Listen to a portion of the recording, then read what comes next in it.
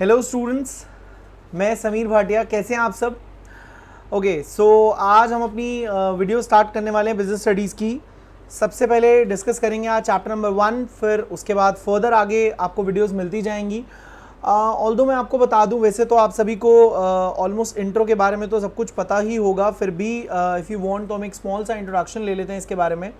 Business studies के अंदर basically आपका 80 मार्क्स का पेपर है। 80 मार्क्स में से आपको 60 और 20 के सेक्शंस में वैसे तो सीबीएसई ने डिवाइड कर दिया है, जिसमें 20 मार्क्स के एमसीक्यू हैं और बाकी जो पोर्शन है that is in 60 marks. Although आपके पास जो बीएसटी में पढ़ने के लिए बुक्स हैं वो एक पार्ट ए है एंड पार्ट बी है। पार्ट ए आपकी 50 मार्क्स की है बेटा, और पार्ट बी आपकी जो है वो 30 मार्क्स की है। देखो, मैं एक चीज़ आपको समझाना चाहता हूँ, बस यही इंट्रो था मेरे ख्याल से, और ज़्यादा इससे ज़्यादा आपको जानने की ज़रूरत नहीं है। बाकी तो हमें कंटेंट ही समझना है, कंटेंट जो भी हम डिस्कस करेंगे क्लास के अंदर।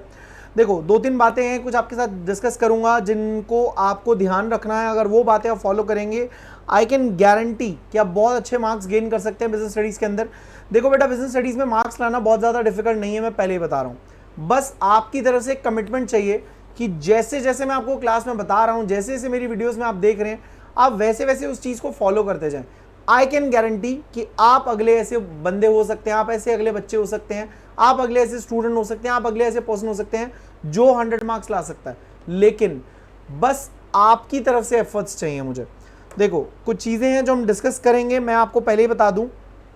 सबसे पहले तो जो मैं आपको क्लास के अंदर डिस्कस कर रहा हूँ, जो भी मैं आपके साथ नोट्स डिस्कस कर रहा हूँ, जो भी मैं कॉन्सेप्ट पढ़ा रहा हूँ, आप उसको ध्यान से पढ़ेंगे, वीडियो ध्यान से देखेंगे। दूसरी बात, आपको जैसे जैसे मैं रिवीजन करने के लिए बता रहा हूँ, जैसे जैसे लर्निंग पार्ट बता रहा हूँ, आप उसको भी वैसे फॉलो करेंगे।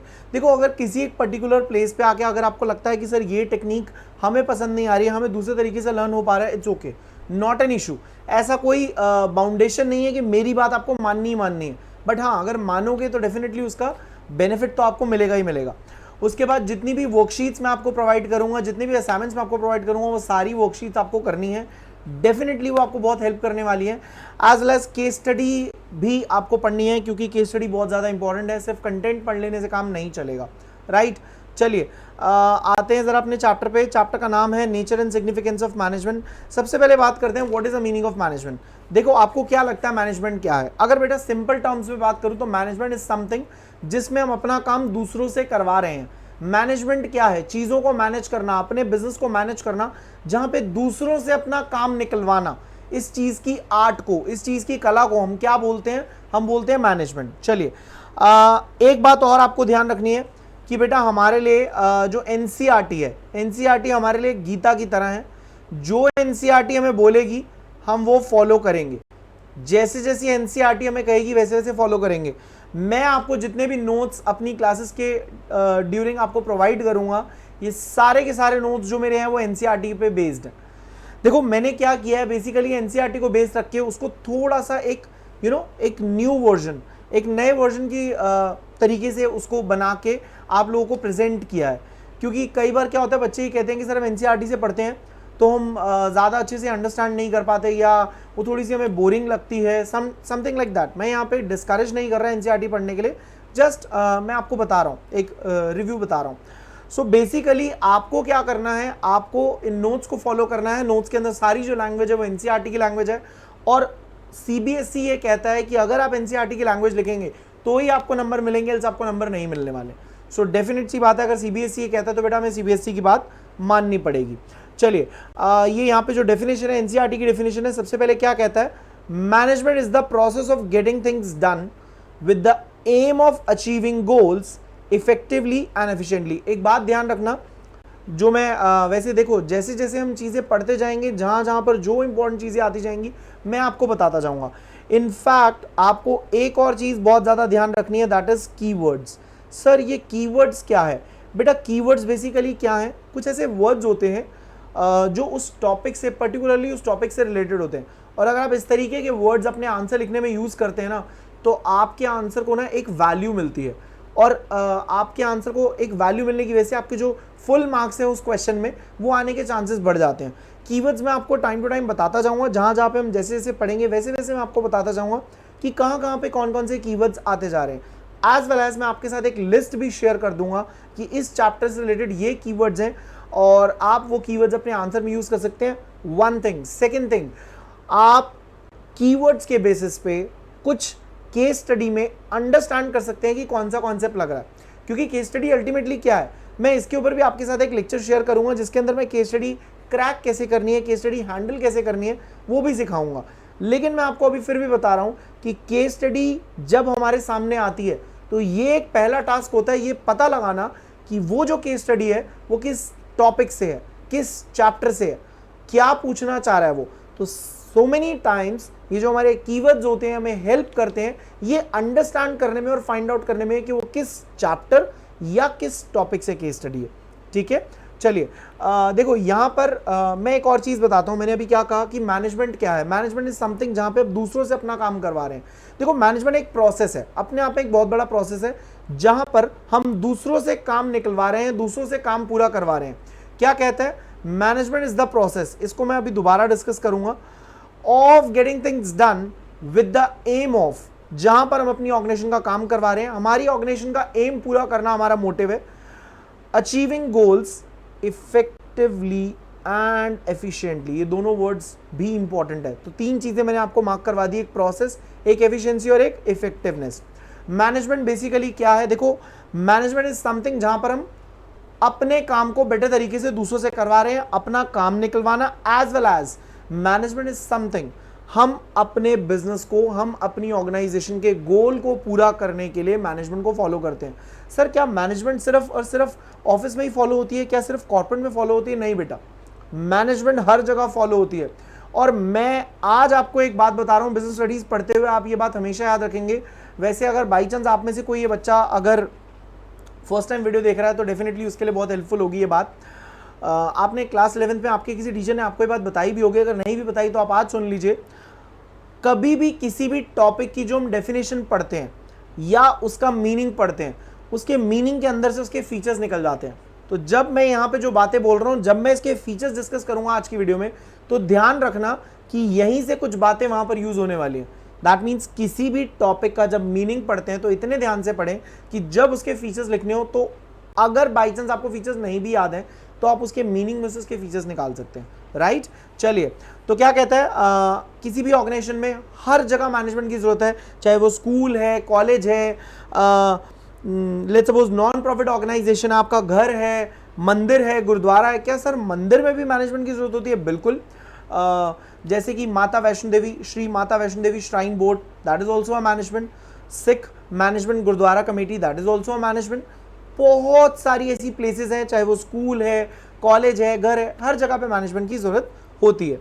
ठीक है, बट हाँ हर किसी के लिए मैनेजमेंट डिफरेंट तरीके से यूज होती है। कोई मैनेजमेंट को डिफरेंट तरीके से अपने बिजनेस के लिए यूज करता है, हर कोई उसे अपने बिजनेस के अकॉर्डिंगली उसे यूज करता है। राइट, चलिए इसके बाद मैंने आपसे कहा था कि मैं आपसे 3 टर्म्स डिस्कस करने वाला हूं, दैट इज प्रोसेस, एफिशिएंसी और इफेक्टिवनेस। देखो मैनेजमेंट का अपना एक प्रोसेस है बेटा। क्या है उस प्रोसेस का नाम? Planning, organising, staffing, directing and controlling. बहुत बार बच्चे मुझसे इस पे क्वेश्चन पूछते हैं, सर क्या ये हमें सीरीज में याद करना है? यस एग्जैक्टली बेटा। इसको जनरली मैं हमेशा क्लास में आपको ऐसे बोलूंगा, POSDC, that is planning, organising, staffing, directing, controlling. POSDC, these are the process of management, as well as you can also call it is the functions of management. देखो बेटा एक बात आज मेरी ध्यान रख लो, अगर आज आपने ये बात याद रख ली, पूरी BST में कहीं दिक्कत नहीं होने वाली। जहां पर भी प्रोसेस आएगा, जहां पर भी, चाहे वो मैनेजमेंट का प्रोसेस है, चाहे वो प्लानिंग का प्रोसेस है, ऑर्गेनाइजिंग का प्रोसेस है, किसी भी टॉपिक का प्रोसेस है, जहां पर भी प्रोसेस आएगा आपको सीरीज ब्रेक नहीं करनी है। You have to follow series, आपको सीरीज फॉलो करनी पड़ेगी एज इट इज, जैसे उसमें लिखा है आपको उसी सीरीज में उसको फॉलो करना पड़ेगा। राइट, चलो so that means planning, organising, staffing, directing, controlling, these are the basically process of management. कहता है, एक बार अगर वापस डेफिनेशन पे जाऊं, मैं दोबारा से लिंक करने की कोशिश करूं तो कहता है management is the process of getting things done. Management एक वो प्रोसेस है planning, organising, staffing, directing, controlling का, जहां पर getting things done from others, दूसरों से अपना काम करवा रहे हैं with the aim of achieving goal, जहां पे हमारा मेन मोटिव क्या है, अपना गोल अचीव करना, अपना टारगेट पूरा करना, अपनी ऑर्गेनाइजेशन का ऑब्जेक्टिव पूरा करना इफेक्टिवली और एफिशिएंटली। वापस आते हैं इफेक्टिवली और एफिशिएंटली पे। अब ये इफेक्टिवली और एफिशिएंटली क्या है बेटा, देखो इफेक्टिवली और एफिशिएंटली दो चीजें हैं, दोनों बहुत इंपॉर्टेंट है, ध्यान से सुनना और इसे ध्यान से पढ़ना। बहुत बार बच्चे कंफ्यूज हो जाते हैं इसको लेके और मुझे बोलते हैं कि सर हमें डाउट आ रहा है कि इफेक्टिवली क्या है और एफिशिएंटली क्या है। देखो ध्यान से सुनना, जब भी बात होती है इफेक्टिवली की, आपको इफेक्टिवली में बेटा साउंड किसका आ रहा है, टी का। जब साउंड टी का आ रहा है that means it is talking about time. Actually मैंने बहुत बार देखा है, जब मैं बच्चों को ये टॉपिक समझा देता हूँ, उसका जब मैं उनसे पूछता हूँ तो वो कहते हैं मैं इफेक्टिवली का मतलब समझ आ गया और एफिशिएंटली का मतलब समझ आ गया, लेकिन अभी के लिए आ गया, बाद में हम कंफ्यूज हो जाते हैं, हम एफिशिएंटली में इफेक्टिवली का आंसर लिख देते हैं और इफेक्टिवली में एफिशिएंटली का आंसर लिख देते हैं। तो इफेक्टिवली मतलब होता है किसी भी काम को टाइम पे पूरा करना। आपकी ऑर्गेनाइजेशन में जो भी आपको टास्क दिया गया है, जो भी आपको काम, जो जॉब, जो पर्टिकुलर वर्क दिया गया आपको पूरा करने के लिए, उस अपने काम को टाइमली कंप्लीट करना, अपनी जॉब को timely completion of job is basically effectively. तो टी की साउंड आ रही है इसलिए हमेशा टाइम की बात होगी। फिर आता है बेटा efficiently. Now what is the meaning of efficiently, efficiently की बात हो रही है तो बेटा सी की साउंड आ रही है, that means C means cost. देखो मैनेजमेंट हमें एक बात सिखाती है कि हमें अपने रिसोर्सेज को ऑप्टिमली यूटिलाइज करना है टू द मैक्सिमम एक्सटेंट। जब हम अपने रिसोर्सेज को ऑप्टिमली यूटिलाइज करेंगे टू द मैक्सिमम एक्सटेंट, तो हमें ये बात भी सोचनी होगी कि हमारी ऑर्गेनाइजेशन के अंदर हम कितनी कॉस्ट लगा रहे हैं। देखो जब आपको एक टास्क पूरा करने के लिए दिया जाता है तो वहां पे दो बातें मैटर करती हैं, एक एफिशिएंटली और एक इफेक्टिवली। आपने कितनी इफेक्टिवली अपना काम पूरा किया, यानी कि आपने अगर 1 महीने का टाइम था तो क्या आपने उसे 1 मंथ में कंप्लीट किया, this is the one thing. Second thing is efficiently. अगर आपको एक यूनिट को बनाने के लिए कहा गया था 100 रुपए में, लेकिन एक यूनिट जो आपने बनाई वो पर यूनिट बनाने की कॉस्ट आपने 120 रुपीज खर्च कर दी, 130 रुपीज खर्च कर दी। इन दैट सिचुएशन क्या मैं ये बोल सकता हूं कि आप एफिशिएंट हैं? Answer is no, you are not efficient. Exam में जनरली जब क्वेश्चन आता है बेटा तो ये आपसे दो तरीके से क्वेश्चन पूछता है, एक क्वेश्चन आएगा 1 नंबर का या फिर क्वेश्चन आएगा 3 नंबर का। देखो मैं आपको ये एक हाइपोथेटिकल सिचुएशन बता रहा हूं कि ऐसा आ सकता है, मैंने ऐसा नहीं कहा कि कंफर्म है ऐसा ही होगा।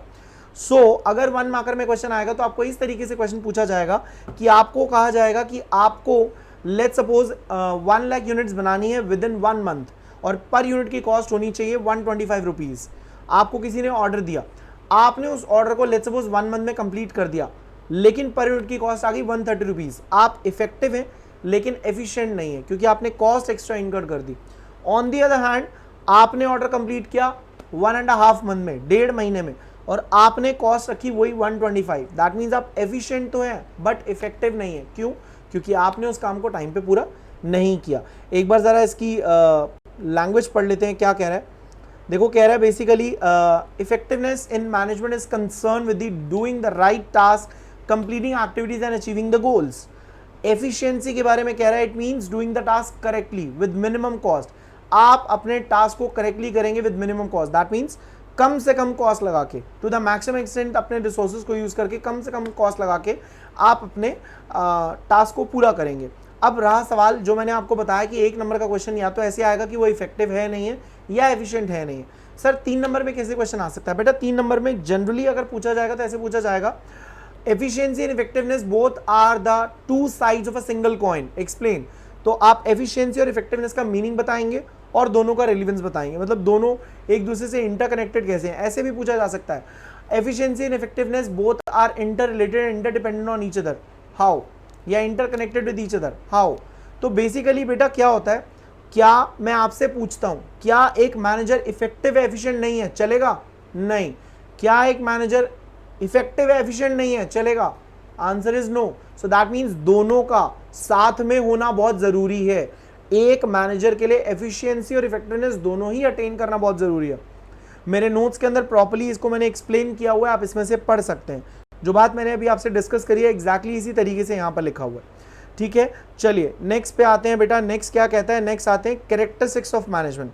नाउ द क्वेश्चन अराइजेस, ये कैरेक्टरिस्टिक्स ऑफ मैनेजमेंट क्या है? Characteristics of management is basically, एक बात और ध्यान रखना, यस बिजनेस स्टडीज के अंदर जहां पर भी कैरेक्टरिस्टिक्स की बात हो रही होगी वहां पर कैरेक्टरिस्टिक्स और फीचर्स दोनों सेम चीजें हैं। कैरेक्टरिस्टिक्स और फीचर्स दोनों सेम चीजें हैं। ऑल्दो इस चैप्टर को छोड़ के नेचर, फीचर और कैरेक्टरिस्टिक्स तीनों ही सेम है, बट यहां पर सेम नहीं है क्योंकि इस चैप्टर के अंदर जो नेचर है that is art, science, profession, वो हम फर्दर वीडियोस में डिस्कस करने वाले हैं कि क्या मैनेजमेंट एक आर्ट है, क्या मैनेजमेंट एक साइंस है, क्या मैनेजमेंट एक प्रोफेशन है। तो इसलिए इसका जो फीचर और कैरेक्टरिस्टिक्स है वो सेम है, लेकिन नेचर अलग है। बट जनरली जितने भी टॉपिक्स आप पढ़ेंगे, नेचर, फीचर और कैरेक्टरिस्टिक्स जब भी बात होगी तो आप वहां पे आंसर कैरेक्टरिस्टिक्स ही लिखेंगे, आपको अलग अलग कोई आंसर लिखने की जरूरत नहीं है। अब बेटा क्वेश्चन ये आता है कि मैं आपको ये कैसे लर्न करने के लिए बोलूँगा या आपको कैसे लर्न करना है। देखो मैंने अभी आपसे कहा कि जनरली होता क्या है, जनरली एनसीईआरटी के अंदर जो हेडिंग्स लिखी हुई हैं, सीबीएसई कहता है कि जो हेडिंग्स एनसीईआरटी के अंदर लिखी हुई है ना, मुझे एज इट इज़ वो हेडिंग चाहिए। जैसी हेडिंग्स एनसीईआरटी के अंदर लिखी हुई है मुझे एज इट इज़ वैसे ही हेडिंग अगर आप लिख के देंगे तो ही मैं आपको नंबर देने वाला हूँ, एल्स मैं आपको नंबर नहीं देने वाला। अब क्वेश्चन ये अराइज होता है कि अगर एनसीईआरटी में जो हेडिंग्स लिखी हैं, अगर हमें सारी हेडिंग्स लर्न करनी है तो डेफिनेटली उसके लिए थोड़ी सी मेहनत करनी होगी। मेहनत कुछ खास नहीं करनी है, मैंने पूरे कोर्स के ऊपर सारी हेडिंग्स लर्न करने के लिए एक कुछ निमोनिक्स बना रखे हैं। उन निमोनिक्स की हेल्प से आप सारी की सारी हेडिंग्स बहुत इजीली लर्न कर लेंगे। कंडीशन अप्लाई, आपको उन हेडिंग्स को एक बार तो एटलीस्ट अपने हाथ से लिखना पड़ेगा, मिनिमम एक बार। लेकिन मैं एक बात और बोलूँगा बेटा, अगर किसी को ये मेरी निमोनिक टेक्निक ऐसा लगता है कि मुझे सर बिना इसके ही याद हो रहा है, तो आपके ऊपर कोई फोर्सफुली कोई बाउंडेशन नहीं है कि आपको ये हेडिंग्स लर्न उसी की हेल्प से करनी है। अगर आपको बिना उसकी हेल्प से आपको हेडिंग्स लर्न हो जाती हैं, दैट्स वेल एंड गुड, आप वैसे भी कर सकते हैं, कोई दिक्कत नहीं है। चलिए एक बार मैं आप लोगों को ये हेडिंग लिख के बता देता हूँ कि आपको कैसे लिखनी है। देखो इसको लर्न करने का जो कोड है, जो टेक्निक है, that is pig goes MCD, right, PIG, that is all pervasive. देखो मैं शॉर्ट फॉर्म में लिख रहा हूं, आपको पूरा लिखना है। Management is all pervasive, right. It is an intangible force, intangible force, sorry,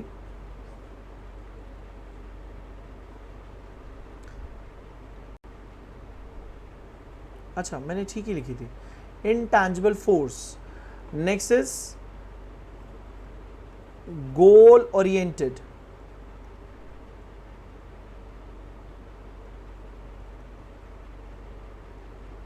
next is group activity, and the next one is multi-dimensional. Management is multi-dimensional.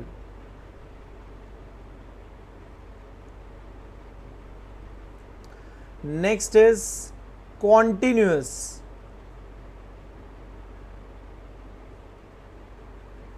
and next the last one is dynamic. Management is dynamic. हम सारे points अभी ये discuss करेंगे one by one. उससे पहले आप ये लिख लीजिए, यस बेटा। नाउ द क्वेश्चन अराइजेस, क्या हम हर टॉपिक की हेडिंग्स ऐसे ही लर्न करेंगे? यस, जितने भी टॉपिक्स आपके सामने आएंगे हम सारे ही टॉपिक्स के हेडिंग इसी तरीके से लर्न करेंगे, सो दैट एटलीस्ट वो जो हेडिंग्स हैं वो हमारे दिमाग में बैठ जाए।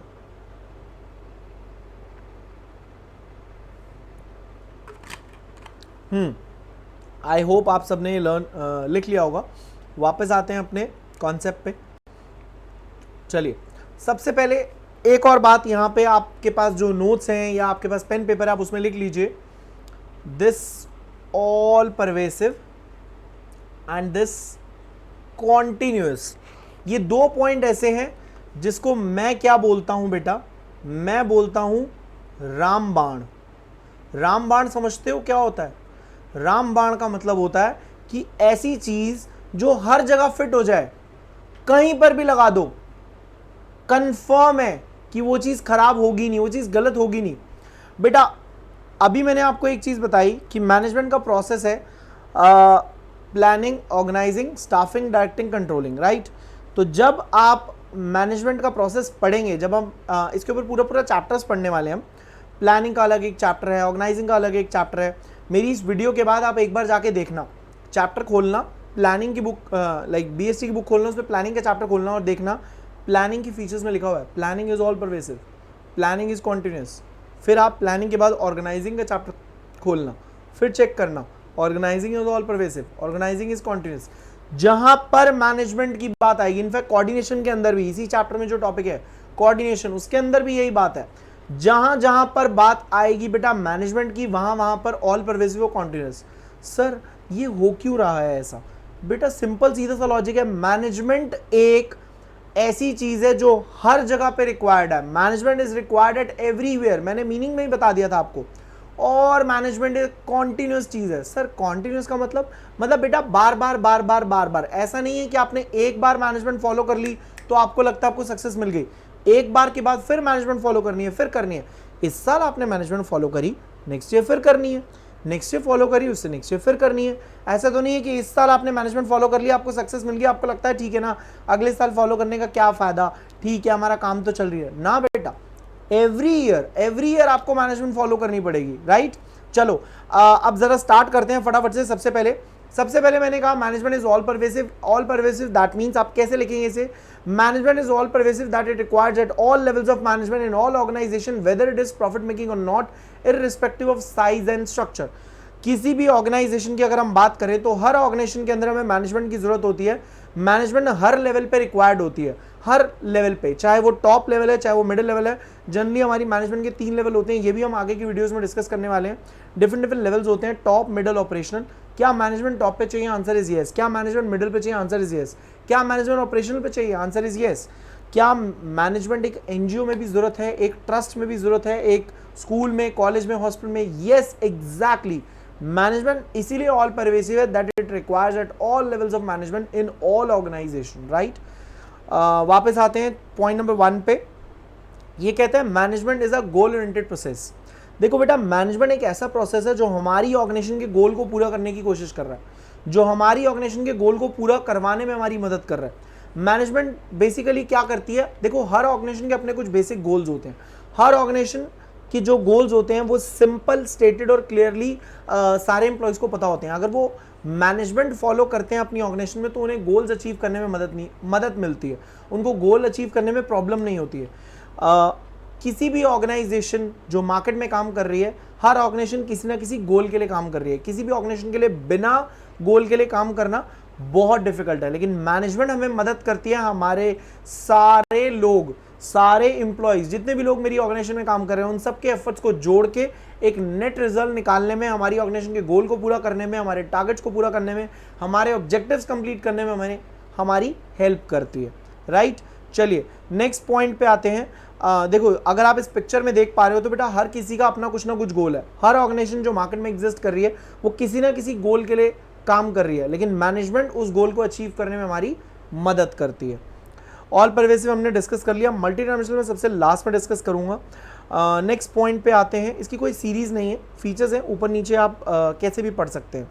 नेक्स्ट पॉइंट पे आते हैं, management is a continuous process. मैंने अभी बताया आपको कि मैनेजमेंट सिर्फ एक बार फॉलो करने का काम नहीं है, बार बार आपको मैनेजमेंट फॉलो करनी है। आज करिए तो क्या कल भी करनी है? Answer is yes. कल करिए तो क्या परसों भी करनी है? Answer is yes. बेटा अगर एक दिन खाना खा लोगे तो काम चल जाएगा? नहीं, रोज रोज खाना खाना पड़ता है। अगर एक दिन पढ़ाई कर लोगे तो काम चल जाएगा? नहीं। अगर एक दिन एक्सरसाइज करोगे तो काम चल जाएगा? नहीं। अगर एक दिन पबजी खेलोगे, ओ अब तो खैर नहीं खेल रहोगे पबजी शायद, ठीक है। अगर एक दिन टिकटॉक, अब तो वो भी बैन हो गया। अगर एक दिन आप कोई काम करते हो लेकिन बार बार उसे डेफिनेटली अगर आप अपनी पढ़ाई करते हो, 1 डे पढ़ाई करते हो, तो क्या आप सोचते हो कि उससे आपको एक दिन में पढ़ाई करके रिजल्ट्स मिल जाएंगे?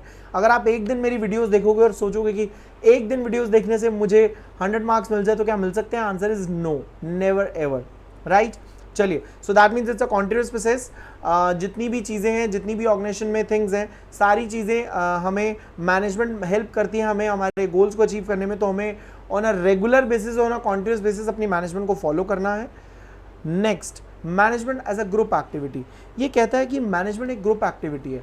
इसका मतलब क्या है? इसका मतलब बिल्कुल सिंपल है कि अगर हम अपनी ऑर्गेनाइजेशन रन कर रहे हैं, अगर हम एक ऑर्गेनाइजेशन चला रहे हैं, तो उस ऑर्गेनाइजेशन के अंदर, अगर हम एक ऑर्गेनाइजेशन चला रहे हैं, उस ऑर्गेनाइजेशन के अंदर सिर्फ 1, 2, 5, 10 लोगों के मैनेजमेंट फॉलो करने से मैनेजमेंट फॉलो करने का कोई फायदा नहीं है। जब तक whole organisation, throughout the organisation, जब तक वो चीज़ फॉलो नहीं होगी ना बेटा, उसका रिजल्ट नहीं मिलेगा।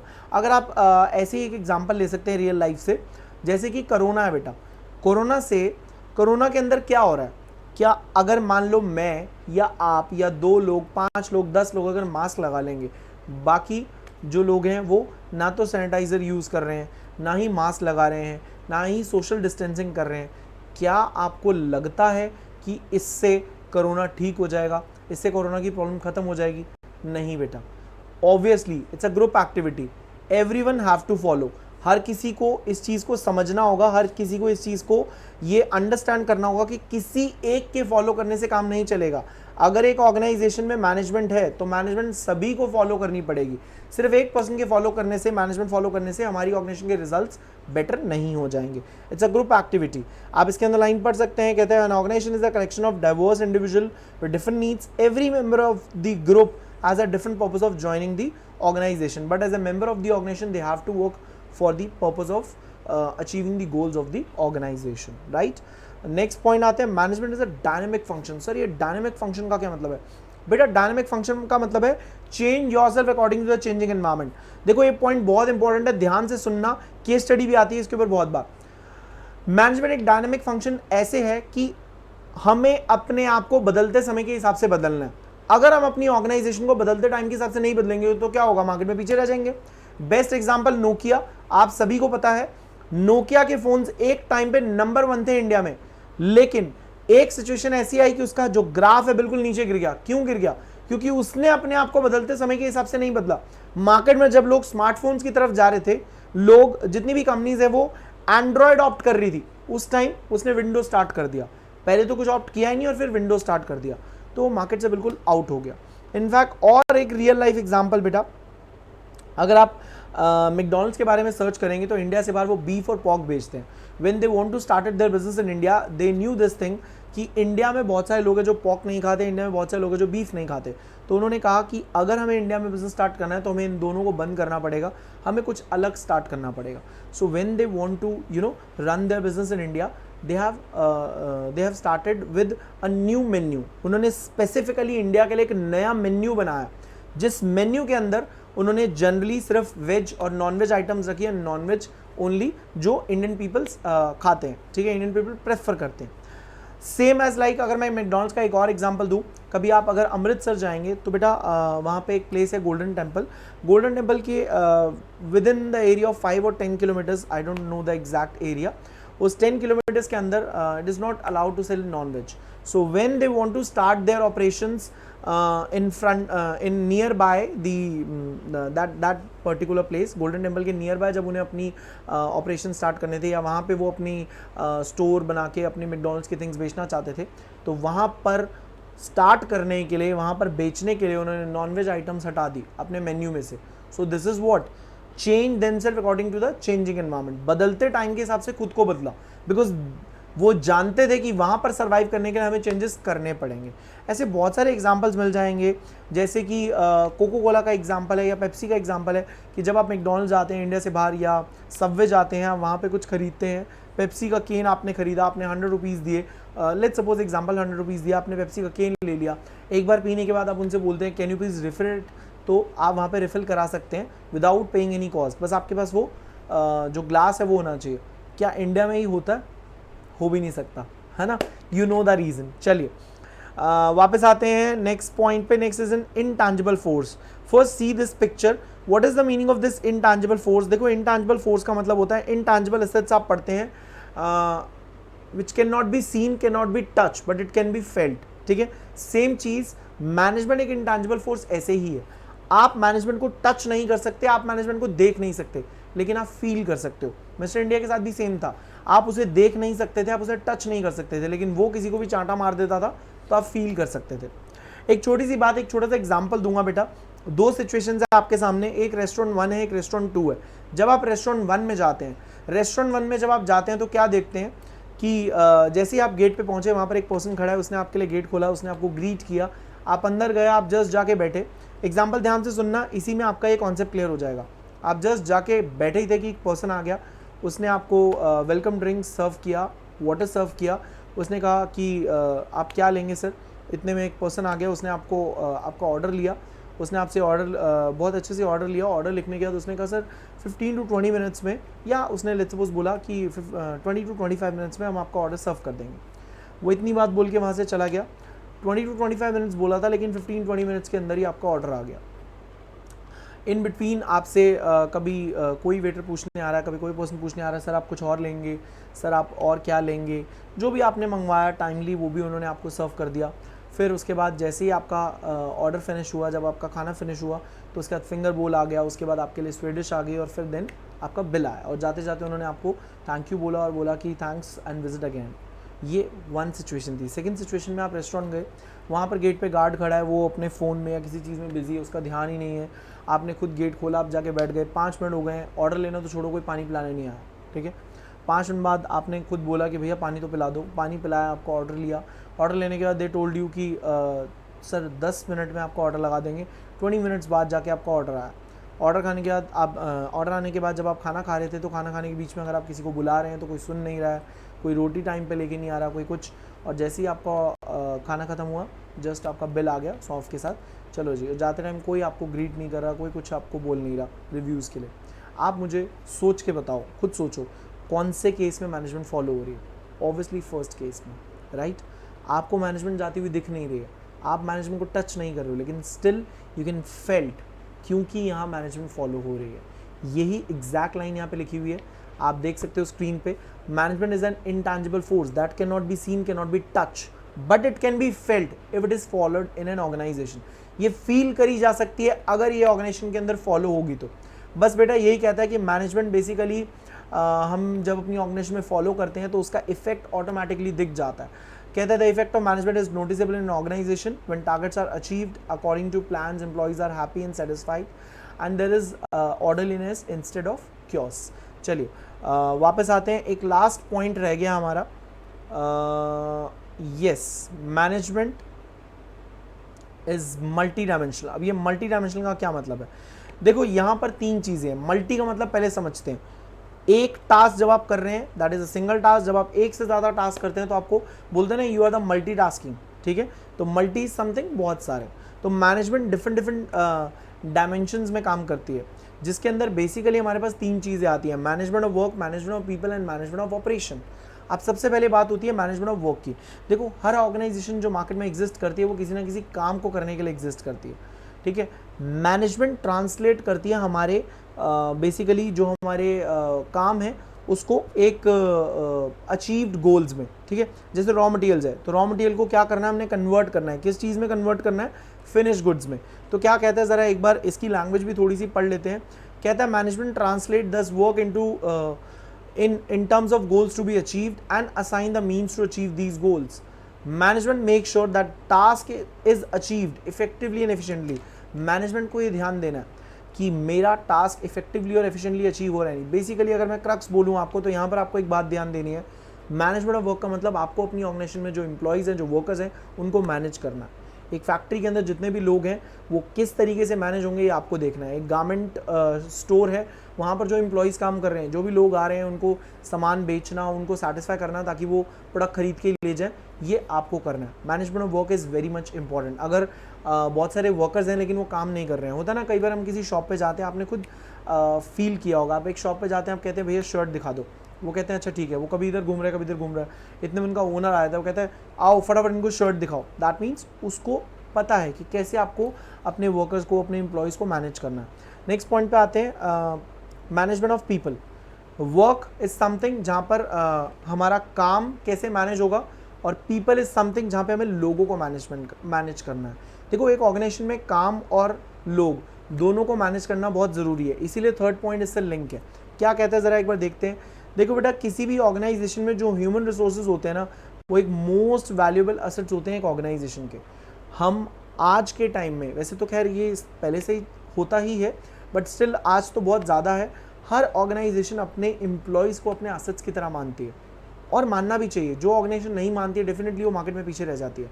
देखो बेटा, आज अगर अंबानी की कंपनी कहीं पर है तो वो कैसे है? सिर्फ अंबानी की वजह से नहीं है, जो वर्कर्स, जो एम्प्लॉयज़ वहाँ काम कर रहे हैं, डेफिनेटली उनका भी बहुत बड़ा रोल है, उनकी भी वजह से वो ऑर्गेनाइजेशन वहाँ पहुँची है। फिर कहता है with the help of efficient employees an organization can compete with others because two enterprises have same technological or physical resources but not the human resources। कहता है आपकी ऑर्गेनाइजेशन कंपेटिटिव बनती है अपने एम्प्लॉयज़ की वजह से। ऐसा हो सकता है कि आप एक ऑर्गेनाइजेशन हो, मैं एक ऑर्गेनाइजेशन हूँ, मेरे पास सेम रिसोर्सेज हैं, आपके पास सेम रिसोर्सेज हैं, मेरे पास सेम मशीनरी है, आपके पास सेम मशीनरी है, लेकिन ज़रूरी नहीं है जो मेरे पास एम्प्लॉयज़ हैं वही एम्प्लॉयज़ आपके पास हो। सो एम्प्लॉयज़ हमारे लिए बहुत ज़्यादा इंपॉर्टेंट है। फिर कहता है the task of management is to make people work towards the achieving organization goal. आपको अपने ऑर्गेनाइजेशन के लोगों को जोड़ के रखना है, उनको मैनेज करके रखना है कि वो आपकी ऑर्गेनाइजेशन के लिए एक स्ट्रेंथ बने, आपकी वीकनेस को कम करें और आपकी स्ट्रेंथ को बेटर करें और अच्छे तरीके से काम करें। तो इन शॉर्ट यहाँ पे आपको अपनी लेबर, अपने वर्कर्स को मैनेज करना है। जो वर्क हमने कहा था, इससे ऊपर पढ़ा था, वहाँ पे आपको अपने काम को, अपने वर्कर्स के लिए जो काम है उसको मैनेज करना है। और थर्ड पॉइंट आता है which is the last point, that is management of operation. अब मैनेजमेंट जो ऑपरेशन है वो क्या है बेटा? देखो, अगर आपका काम मैनेज्ड है, लोग मैनेज, अगर ये दोनों एक दूसरे के साथ प्रॉपर्ली मैनेज है तो डेफिनेटली आपके जो ऑपरेशंस हैं वो स्मूथली रन करेंगे। देखो क्या कहता है, कोई भी ऑर्गेनाइजेशन अगर survive, basically in order to survive और grow every organization has to produce goods and services. किसी भी ऑर्गेनाइजेशन को मार्केट में सर्वाइव करने के लिए और ग्रोथ करने के लिए कुछ ना कुछ गुड्स बेचने पड़ेंगे, कुछ ना कुछ सर्विसेज प्रोवाइड करनी पड़ेंगी। आज मैं आपको बोलूँ मैं एक शॉप खोल के बैठ जाऊँ और मैं बस वहाँ बैठा हूँ, मैं सोच रहा हूँ काम करने की क्या ज़रूरत है, कस्टमर्स आ रहे हैं नहीं आ रहे हैं, बैठे हैं, ऐसे काम नहीं होगा बेटा। मुझे कस्टमर्स ढूंढने पड़ेंगे, मुझे उनको सामान बेचना पड़ेगा, मुझे जो मेरी शॉप पे है उसको सेटिस्फाई करना पड़ेगा, उसको गुड्स बेचने पड़ेंगे या उसको सर्विसेज प्रोवाइड करनी है तो मुझे सर्विसेज प्रोवाइड करनी पड़ेंगी, तभी मेरी ऑर्गेनाइजेशन के जो ऑपरेशंस है वो स्मूथली रन करेंगे। This require a production process in which input are converted into desired output. Operations are the activities of production process such as buying inputs, converting them into finished goods. Basically operation हमें यहाँ पर यही कहता है कि हमें inputs लगाने हैं और output निकालने हैं, input लगाने हैं और finished goods बनाने हैं। So उसके लिए management of people और management of work, management of people और management of work दोनों का होना बहुत ज़रूरी है। जब ये दोनों properly managed होंगे, काम है लोग नहीं है, लोग है काम नहीं है, और अगर दोनों ही नहीं है या दोनों है तब भी मैनेज नहीं है तो भी काम नहीं हो पाएगा चारों ही सिचुएशन में। सो इन शॉर्ट सिचुएशन ये होनी चाहिए कि काम भी हो और वो काम ठीक से भी करें और अपने काम को समझे, अपनी जो ऑर्गेनाइजेशन का वर्क है उसको कम्प्लीटली मैनेजमेंट फॉलो करके उस चीज़ को कंप्लीट करें। सो डेफिनेटली हमारी ऑर्गेनाइजेशन की जो ऑपरेशंस हैं वो स्मूथली रन कर पाएंगे, राइट।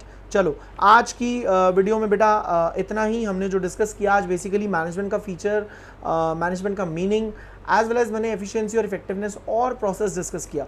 ऑल्दो इस प्रोसेस को हम बिल्कुल डेप्थ में भी डिस्कस करेंगे और डिटेल में डिस्कस करेंगे in the further videos. Till then thank you so much बेटा।